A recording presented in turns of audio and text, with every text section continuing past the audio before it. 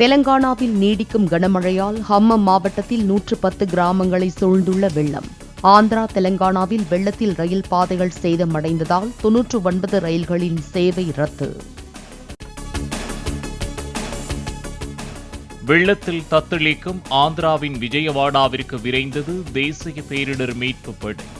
அரக்கோணத்தில் இருந்து 2 தேசிய பேரிடர் மீட்பு குழுவினர் ஆந்திரா சென்றனர்.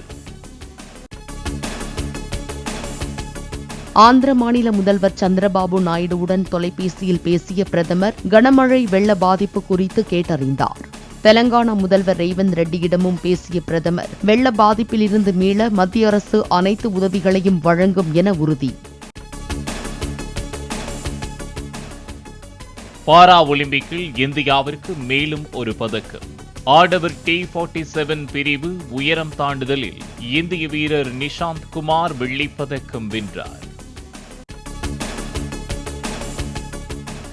பாரா ஒலிம்பிக்கில் பதக்கம் வென்றவர்களுக்கு குடியரசுத் தலைவர் முர்மு, பிரதமர் மோடி உள்ளிட்டோர் வாழ்த்து.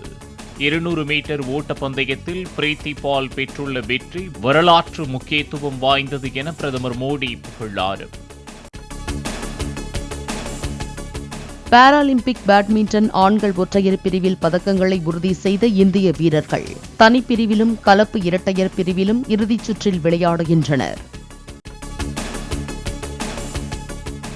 சென்னை தீவுத்திடலை சுற்றி அமைக்கப்பட்ட சிட்டி சர்க்கியூட்டில் விறுவிறுப்பாக நடைபெற்ற ஃபார்முலா 4 கார் பந்தயம். ஒவ்வொரு பிரிவாக நடைபெற்ற கார் பந்தயத்தில் வென்றவர்களுக்கும் அணிகளுக்கும் பரிசுகளை வழங்கி பாராட்டினார் அமைச்சர் உதயநிதி ஸ்டாலின்.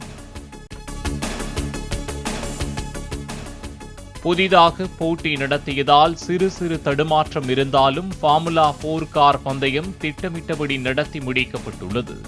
வரும் ஆண்டில் போட்டி நடத்துவது குறித்து அனைவரிடமும் கருத்து கேட்கப்பட்டு முடிவு எடுக்கப்படும் என அமைச்சர் உதயநிதி ஸ்டாலின் பேட்டி. சென்னையில் பந்தய கார் செல்லும் போதே பாதையில் குறுக்கே ஓடிய நாய்.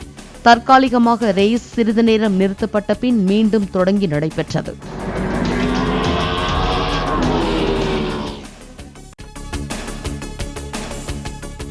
சென்னை எழும்பூர், நாகர்கோவில், மதுரை, பெங்களூரு வந்தே பாரத் ரயில் சேவைகள் இன்று முதல் முழு அளவில் இயங்க தொடங்கின.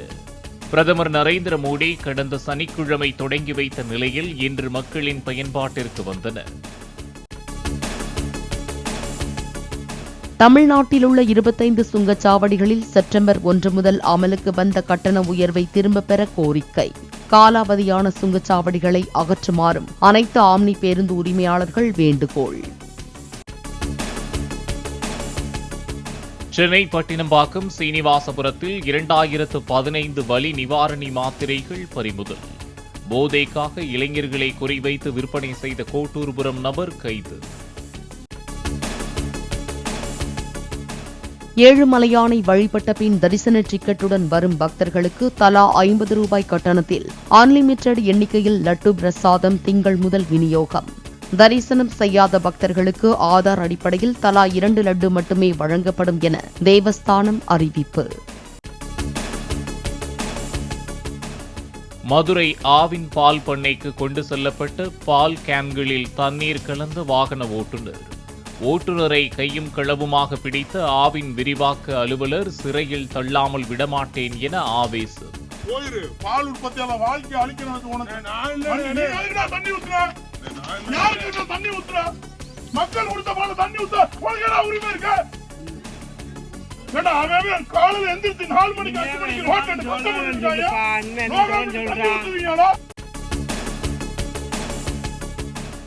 உத்தரப்பிரதேச மாநிலம் ராம்பூரில் பொதுமக்களை அச்சுறுத்தி வந்த சிறுத்தை சிக்கியது. கூண்டு வைத்து பிடித்து பாதுகாப்பாக கொண்டு சென்ற வனத்துறையினர்.